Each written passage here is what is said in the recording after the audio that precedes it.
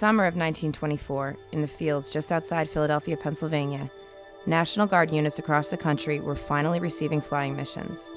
The 28th Division of the Pennsylvania Air National Guard gave birth to the 103rd Observation Squadron. In the mud, they assembled out of love for their country and aviation. Well, in the very beginning, the personnel were mostly World War I veterans. And of course, they liked to fly. And it was the assortment of usual National Guard people. Doctors, lawyers, and Indian chiefs, every trade. The guys were typical Philadelphia people, New Jersey, and close by. The early history is kind of sparse because a lot of people didn't keep the records that we keep today. When the 28th Division wanted an aviation section, we went into a little mud world called Farmers Field, which later became Philadelphia Airport. It seemed in those days, drill weekends, they lived in tents in the mud of Philadelphia. And they didn't get a hangar built until about 1930. So most of it was done under canvas. Initially flying JN-4 Jennies, the 103rd would see a host of other aircraft before being reactivated for federal service when the country was once again brought into conflict with World War II. Well, when World War II began, the Guard units were all federalized. Not at the same time, just one unit after another as they were needed was federalized. And our unit got federalized for the simple fact is there was U-boats off Atlantic City and people were getting nervous. But they flew the B-10s out of Otis Air Force Base chasing German submarines when they could find them. In the China-Burma-India theater of war, the 103rd flew photo reconnaissance missions out of the field supporting U.S. forces who were fighting the Japanese in the jungles until the end of the conflict. The 111th can also trace its lineage back to the 391st Bomb Group, which was constituted in 1943. The 391st initially started its flying sorties from England, attacking targets in Western Europe with Martin B-26 Marauders. Before the invasion of Normandy, they attacked strategic airfields, marshalling yards, and bridges, as well as enemy defenses along the beach. In the fall of 1944, they moved to France and Belgium, extending operations into Germany and providing vital assistance to ground forces in the Battle of the Bulge. Late in the war, the 391st flew combat missions against German railroads, highways, bridges, and armored vehicles. For its actions in World War II, the wing was decorated with the Distinguished Unit Citation. In 1946, the 391st was redesignated the 111th Bombardment Group and returned to Philadelphia. The 103rd was then absorbed into its current parent unit. The Air National Guard was reorganized in 1950 and the wing was redesignated as the 111th Composite Wing, while the war in Korea progressed. From what I can understand, the unit was in limbo for a while until people started filtering back in after World War II. 1951, we were federalized and again fragmentized. Some people went to Spokane, Washington, and the Air Force were using people where they needed them, when they needed them. And the Guard unit itself wasn't even considered a unit. It was basically a supply of people that they needed. It was during the Korean War that the 111th lost 2 pilots who were flying an RB-29 over the Soviet Union. The aircraft was shot down by a pair of MiG-15s and never recovered. It was not until the fall of the Soviet Union and the opening of communist archives in 1993 that the friends and family of the fallen were made aware of what had happened. So we were only in that Korean War for a year. In 1952, most of the troops were back in Philadelphia, waiting for their new airplane, which was the F-51 Mustangs as they were being released from Korea. We picked them up here. The 111th ended its 39-year history at Philadelphia International Airport and was reassigned to Willow Grove Naval Air Station in Horsham, Pennsylvania. The new mission would have the wing flying C-97 Strato freighters, a double-decked 4-engine aircraft. At that time, I guess in the 60s with the 97s, the enlisted people had a more of a share in the flying part of the unit. Maintenance people, a lot of engineers, loadmasters, mechanics that flew with the aircraft. We used to have sort of, I call them joy trips, for the people that get an opportunity to travel different places, get a chance to get overseas, which they would never have the opportunity to do before. But that was great. We had the 97s from 1961 to 1969. And like I said, there were great times for me, being able to travel around the world. And it was a real honor for me, yes. During the late 60s, the Vietnam War ensued, and the 111th found itself integral to the mission. The unit at that time, we were flying cargo, of course, around the world, whatever the mission called for. But just about every week, there was, during that period, we had one of our aircraft leaving from here to fly into Vietnam to deliver cargo. That was a 3-week trip, as a matter of fact. 3 weeks and a couple of days. The total flying time, which always sticks out in my mind, was 103 hours of flying time, just in the aircraft to get there and back.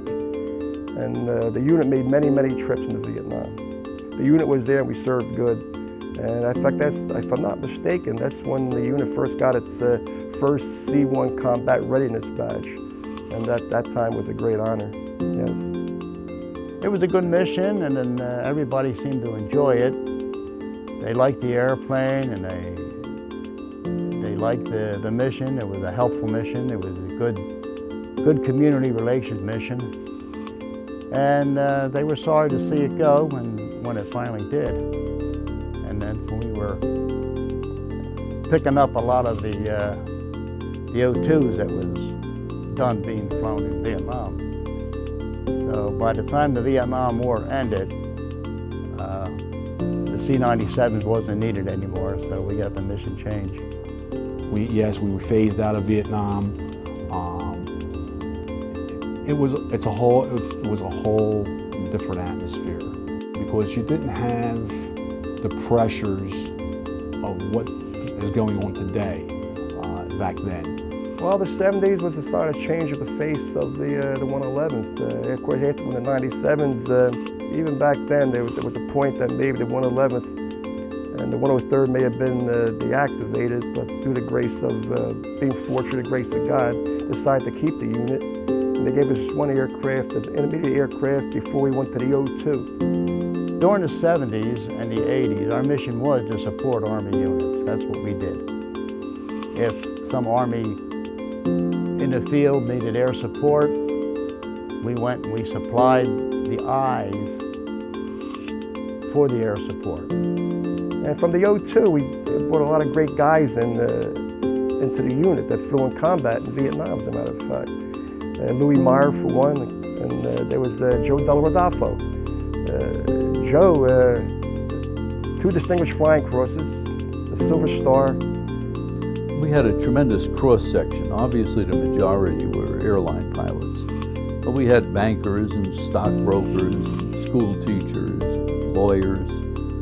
The cross-section was mostly gentlemen that were super interested in flying. These were not people like to sit on their hands. We had lots of combat experience, people that had been to Vietnam, and so I think we were extremely fortunate. It was a good, tight unit. Everybody knew everybody else. A lot of the old-timers, by that time, from the World War II, were phasing out, and there was new blood coming in. And then we went to the A-37s, the Dragonfly. And that period held on until the 80s, early part of the 80s. In 1988, the 111th received its current line aircraft, the A-10 Thunderbird.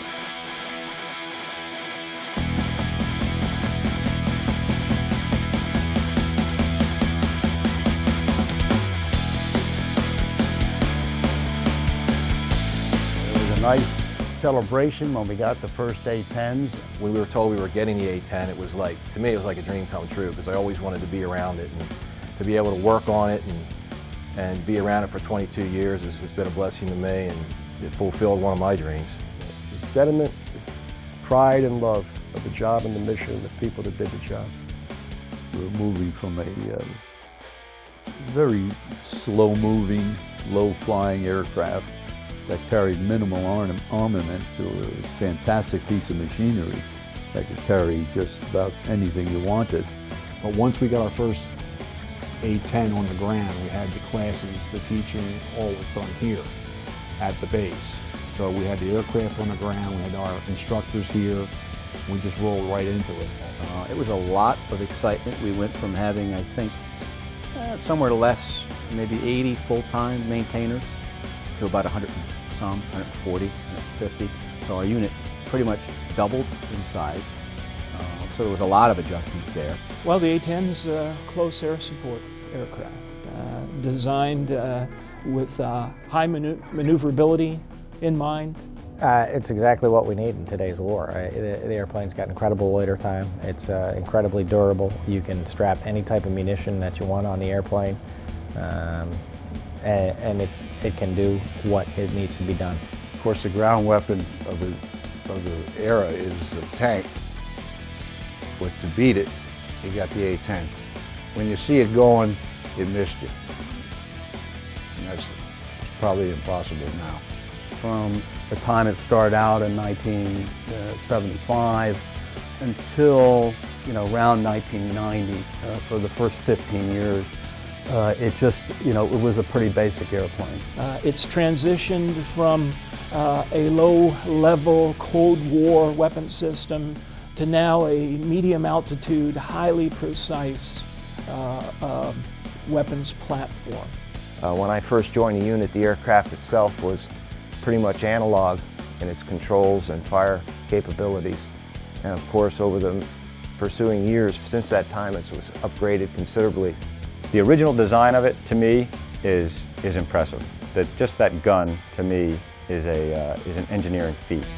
The fact that thing works as well as it does all the time, almost never breaks, is as accurate as it is, and then to follow that up with the modernization, it allows you as an A-10 pilot walking out the door knowing that you're going to be well equipped to provide the right kind of support, the close support for the guys on the ground. There was a time in the early 90s, just before the first Gulf War, when the Department of Defense had plans to retire it and even began moving some of it into the boneyard out in Tucson, Arizona.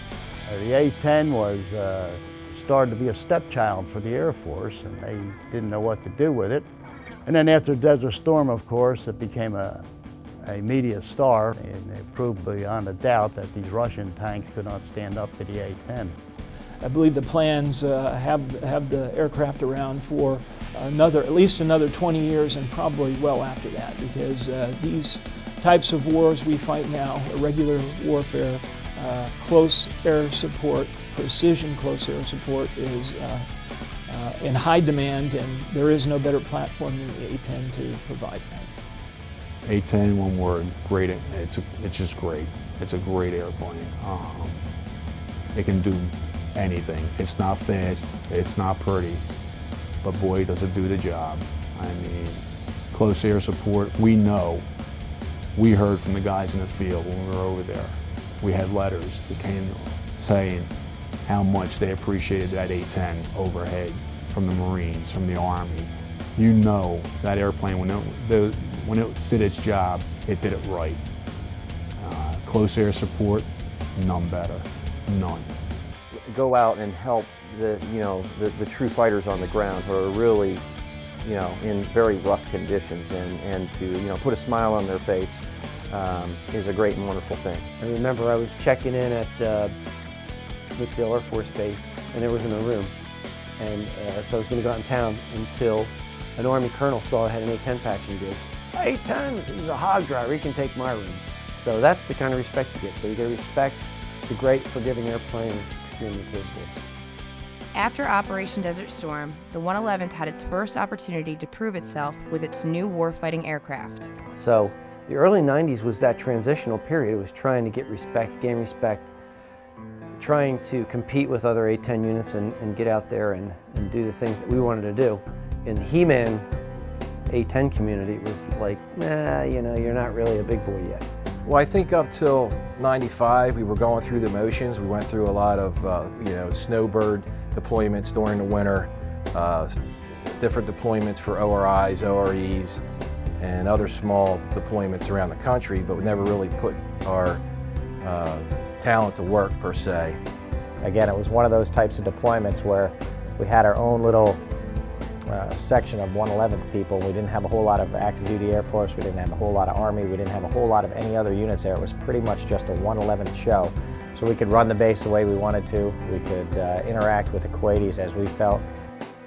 They didn't expect the Guard unit to do what we did, and we did it without hesitation.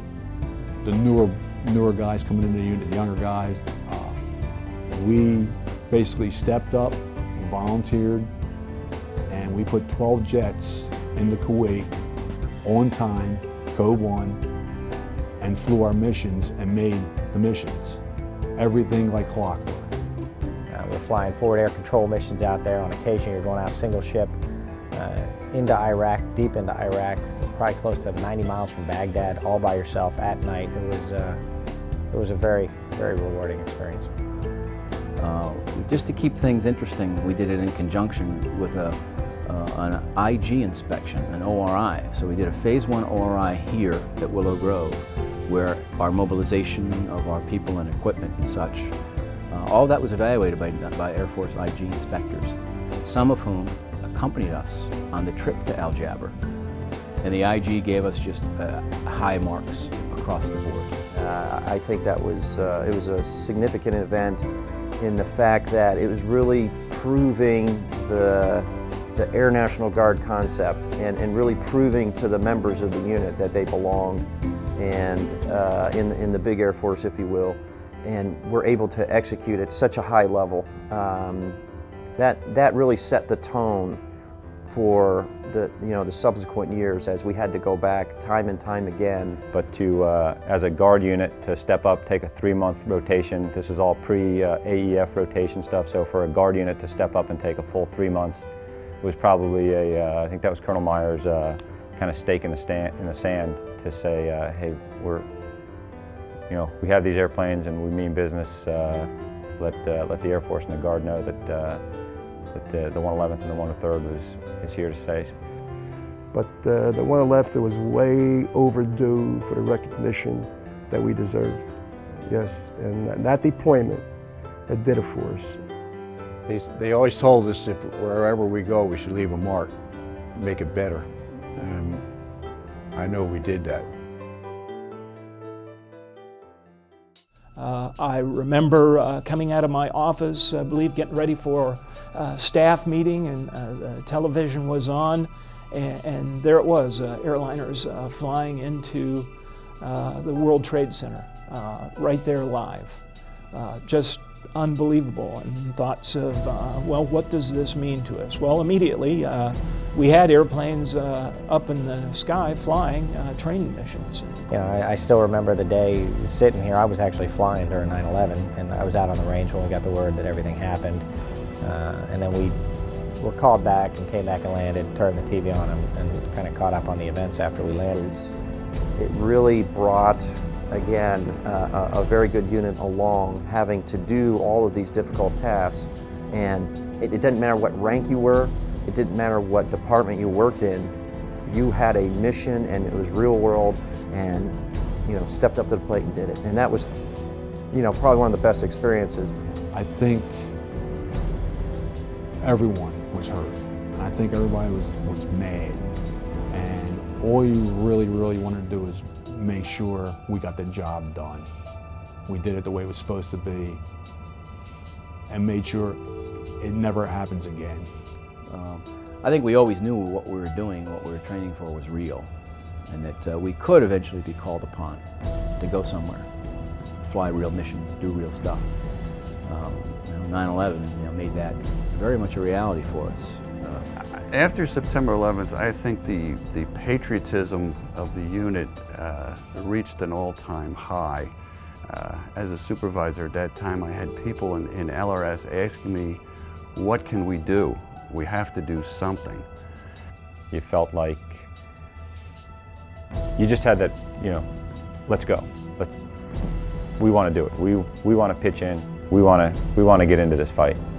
And everybody just wanted in to,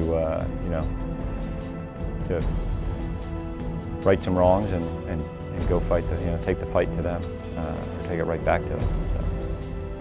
So. It changed the unit just like it changed the rest of the country. I think everyone just became heightenedly aware after 9/11 of how vulnerable we are to situations like that and how important it is to have a strong military and be able to answer the call when it comes. Just the gravity of the situation sunk in that there were some people in the world who were committed to fighting us, and that more than likely we were going to be called to do something to deal with these enemies. And sure enough, that came true. After the events of September 11th, the 111th was activated in support of Operation Enduring Freedom in Afghanistan. 02 and 03 in Afghanistan, we went with 98 people, and our aircraft, minimum manning, worked 24-hour shifts, and that was a neat testimony to what we can do as a unit. And I remember, Ed Fink and I were the first ones to fly in, Ed leading the way in there to Afghanistan. And I remember his radio call to me after he landed, and it was, hey, the runway's rough. So, we're landing on this runway, and it's just like, I'm thinking my airplane's falling apart and my tires are blowing. And it's just a bad runway, with a lot of holes. And, and then as you're taxiing, you're looking off to the side and seeing just piles of old MiG airplanes, because it was a Soviet, base. We were set aside on our own Air Force unit on a big Army base. Pretty much had the run of the operation to ourselves. We were staying in tent cities. It was really a kind of a bare base because there was no lights. You weren't allowed to use lights at night. And it was a dangerous place. We experienced a lot of very difficult circumstances doing all blacked out operations. It was very dangerous, and it was just fascinating to walk out of your tent in pitch black and hear all the activity, and then put up your night vision equipment and to see all the activity that's going on in complete darkness. The flying in Afghanistan was incredible. We're supporting the Army troops that are out there, and they are way out there in the middle of nowhere, out in their forward operating bases, and we're there day and night supporting those guys, anything that they need. I thought the missions were great, because you'd go out there, it was almost like fishing. You really didn't know, especially being if you're on an alert mission and you got scrambled. It was like you had your line in the water and something bit, and you don't know what you got, but you have all the equipment you need to go out and to pull it in. Less than 2 months after returning home in January of 2003, the 111th stepped up once again to support Operation Iraqi Freedom outside of its normal AEF rotation. During 2003, when we were at the war in Kuwait, Al Jaber, we took the first air base in the war, which was Talil.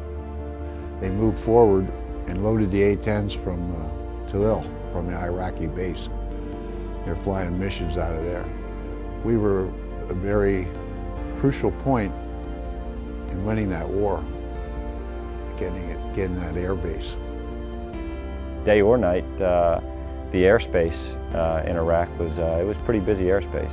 You had your specific kill box to work, and it could get tight with other airplanes working other targets next to you. Iraq is,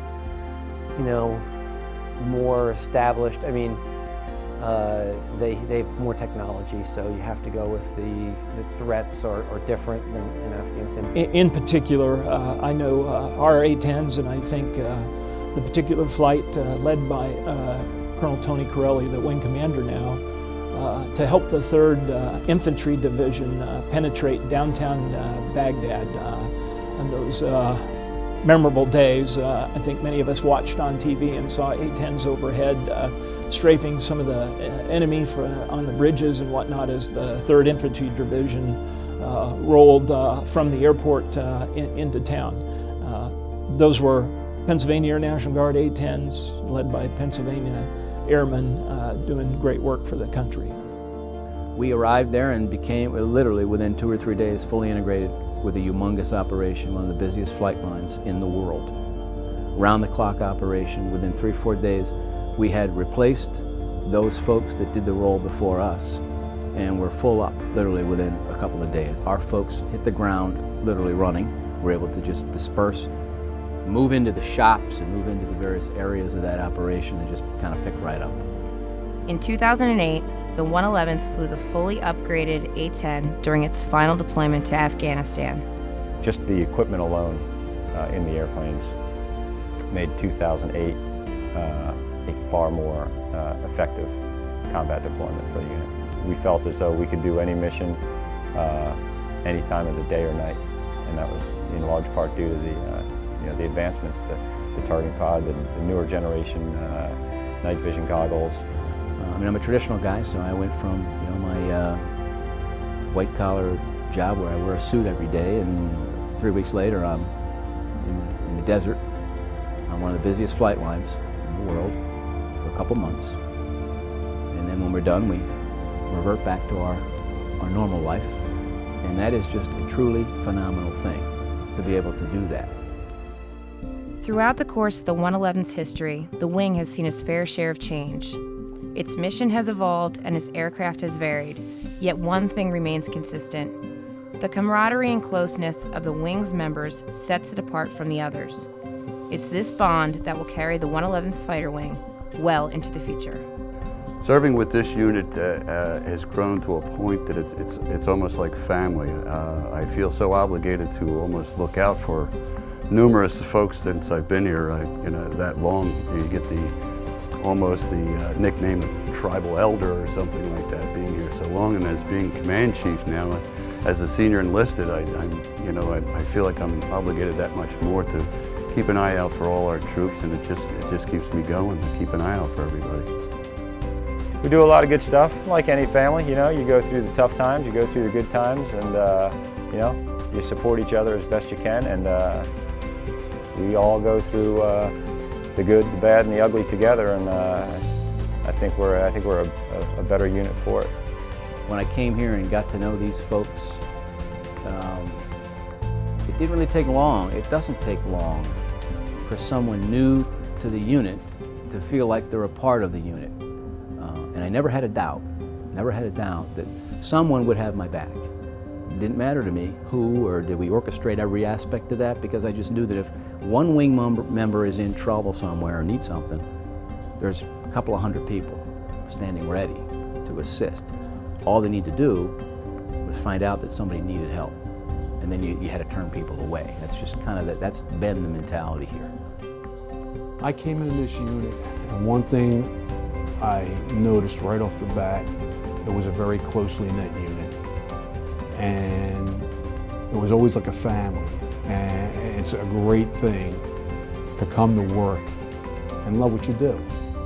Yeah, I mean, it is a family. I mean, even I don't have to be a blood relative to people in this unit to feel like they're family. There's people that I've trusted with my kids.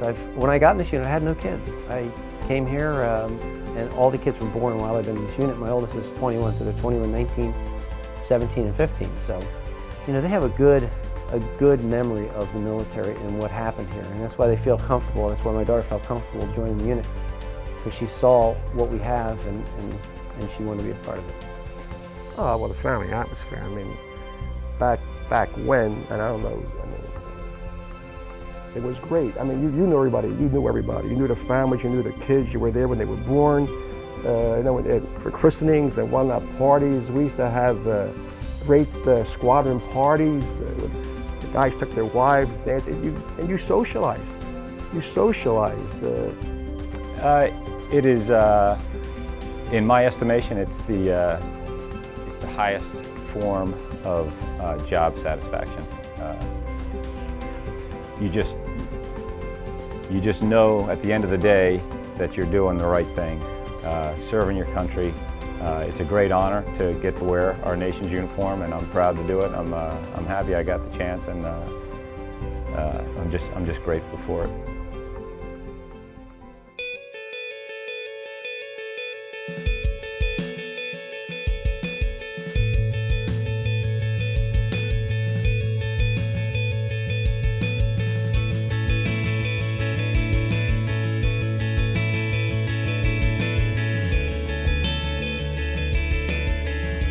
Today marks a significant milestone in the proud history of the 111th Fighter Wing.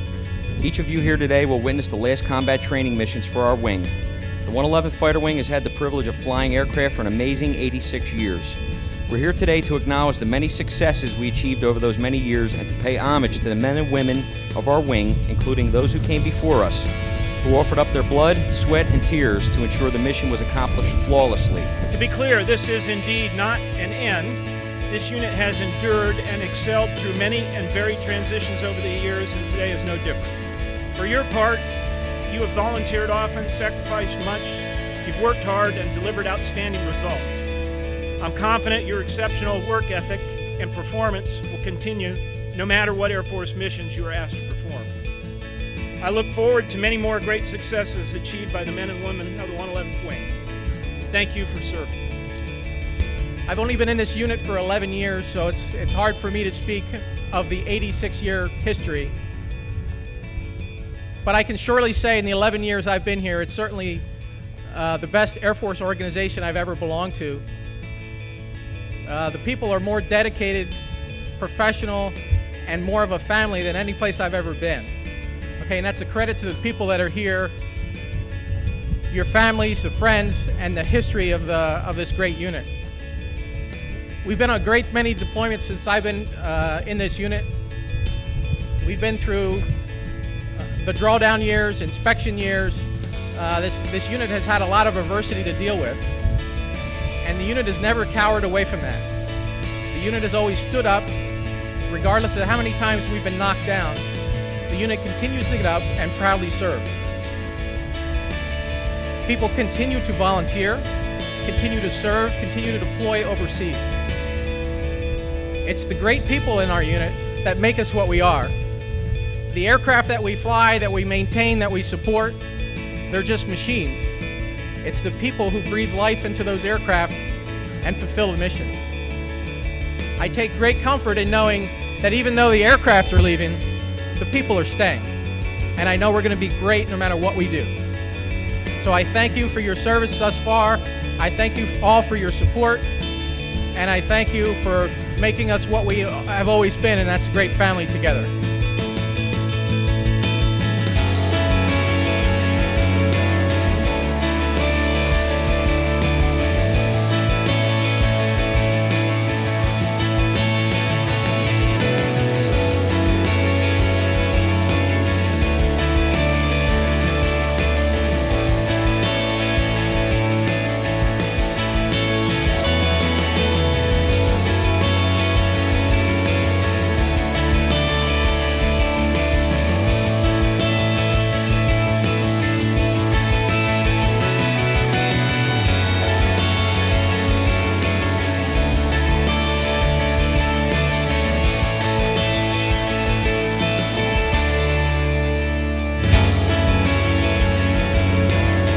Corelli, 103rd, mission complete. 103rd stands ready for our next tasking.